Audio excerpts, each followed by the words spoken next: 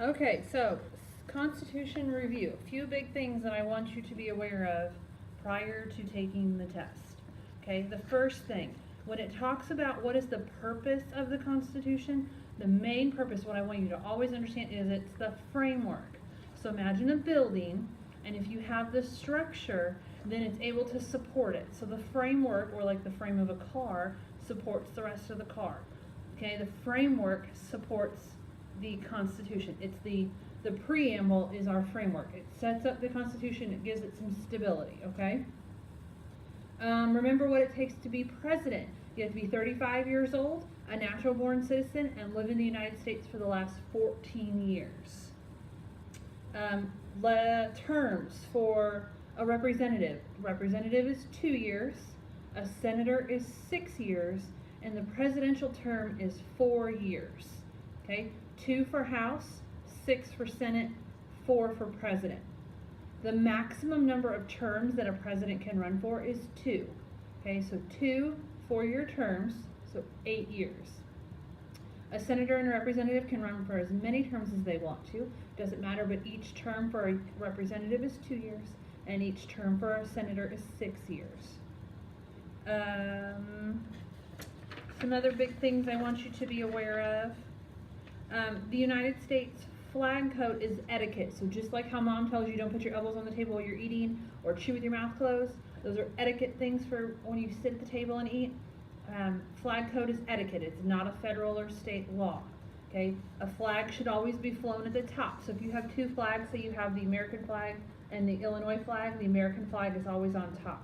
Okay, or if they're on separate poles, the American flag should always be higher than any other flag. The red and white stripes represent the 13 original colonies. The stars represent the 50 states. You only fly an American flag upside down in times of distress. So that would be like when 9/11 was happening, like at that moment it was happening, we could have turned our American flag upside down. Okay? You don't turn it upside down when anybody dies, only in times of distress. If your flag gets old and tattered or it's kind of worn out, the way you dispose of it, you burn it quietly, or you can take it to the Boy Scouts or the VFW hall and they'll have a ceremony. You don't just throw it in your barbecue pit, and you definitely don't ever throw it in the trash. You dispose of your American flag when it becomes old and tattered or worn. Some other things I really want you to be aware of. Articles 1, 2, and 3 of the Confederation of the Constitution divide the power of the federal government into 3 branches. We call that separation of powers. Okay, so no one branch is any more powerful than any other branch. Checks and balances, they ensure, again, that no branch of government is too powerful. The First Amendment, what I want you to be aware of is freedom of speech, freedom of press, freedom of assembly, and freedom of religion. Those are going to be the big pieces of the First Amendment. Speech, press, assembly, religion. Both the House and the Senate meet in the Capitol building. That's in Washington, D.C. Okay, or you could say Congress meets in the Capitol building. If a president is up for impeachment, it requires a 2/3 vote from the House of Representatives in order to impeach that president. If a state wanted to, or if there was an amendment to the Constitution and a state wanted to pass it, it would take 7 years in order for it to become a part of the Constitution. They have 7 years to do that. If a judge was taking bribes from a business and the branch that could fix this problem would be the legislative over executive. So they could override that decision if it was something that wasn't right. So let's say there was a judge and they did not convict a businessman because he gave them a bunch of money for their for whatever their special interest was, then the legislative branch could override that decision that the court had made to fix that problem. If you plead the fifth, you simply don't testify against yourself. Sometimes people say plead the fifth and then or, I plead the fifth, and then they don't say anything. Same thing. Branches of government: judicial, executive, and legislative. Those are the three big ones.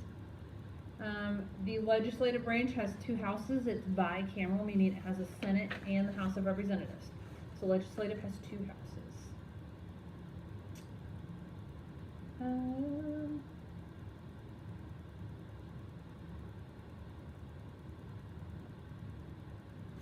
The United States Supreme Court does not have jurisdiction in cases affecting ambassadors or other public ministers. Okay, that's a conflict of interest, so they don't have jurisdiction over that. Congress has the power to raise, borrow, and coin money.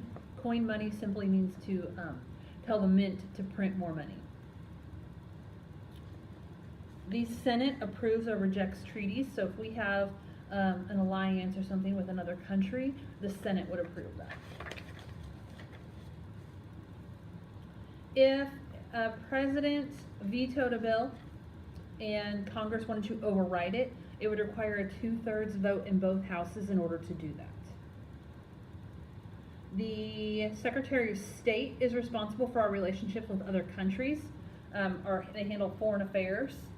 So they would go over and meet with Great Britain and make sure that we kept a good relationship with them.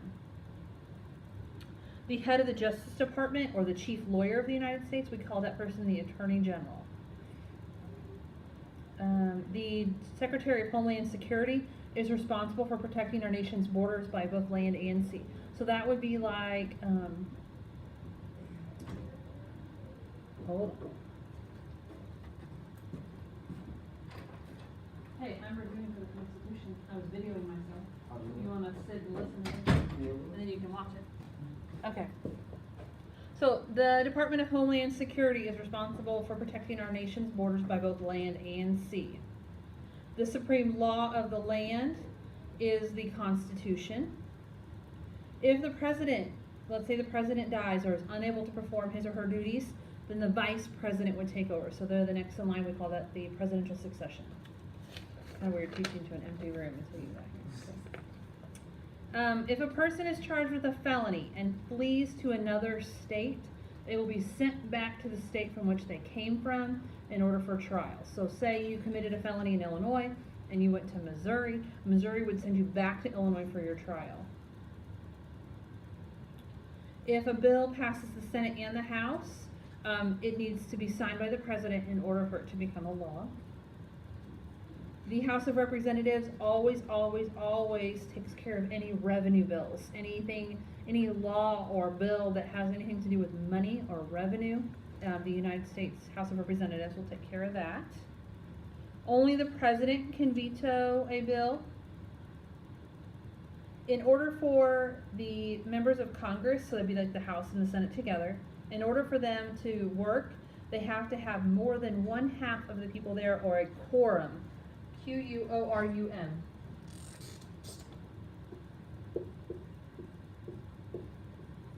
That is a fancy way of saying more than 1/2.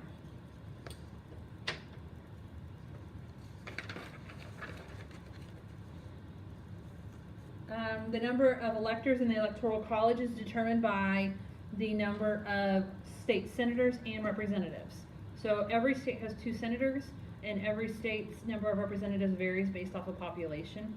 So they take the number of senators and the number of representatives and they add them together, and then that's how many electors they get in the Electoral College for each state. If no one running for president receives a majority of the Electoral College votes, then the House will take the top 3 and decide from the top 3. The Electoral College officially elects the president. Representatives are dependent upon population. A big thing I want you to remember is the Constitution was written a long time ago, okay? So they didn't have like cell phones or texting, like we have lots of new technology and things that wouldn't have come up when our founding fathers were writing the Constitution. So they have something in there called the elastic clause. And I want you to think about like the elastic on a pair of pants. It can stretch. Okay, so the elastic clause can stretch its powers in order to allow laws to be made for things not specifically stated in the Constitution. Enumerated powers is national government, reserved powers is only state government, and concurrent powers are the two together. So like it might be an Illinois state law that you can't text while you drive, so that would be a reserved power. But then there's also like federal powers, like it's illegal across the country. We call that an enumerated power. But then when both can do it, like taxes, you pay state and federal taxes, that's called concurrent powers. If Congress votes to raise their pay, it doesn't happen until the next election cycle. So if they vote right now, then whenever the next election cycle comes around, so be in 2 years, then that's when the pay increase would happen. Senate, if someone's impeached, they're removed from office.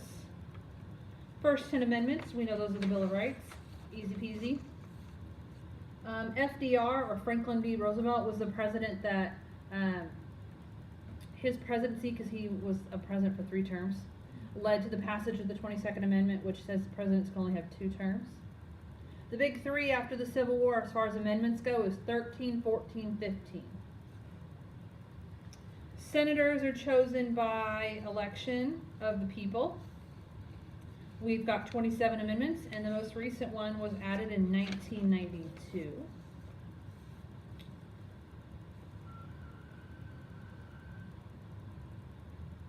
Okay. Constitutional right of the people for Amendment 2 is to bear arms on weapons. Amendment 3 says that the government cannot force you to house soldiers, so no quartering of soldiers is Amendment 3. Amendment 10, so any powers not specifically stated by the United States Constitution or prohibited by it are reserved for the states, like education. There's nothing in the Constitution that states that you have to teach kids this way. That's left up to the states. Amendment 19 was the women's right to vote.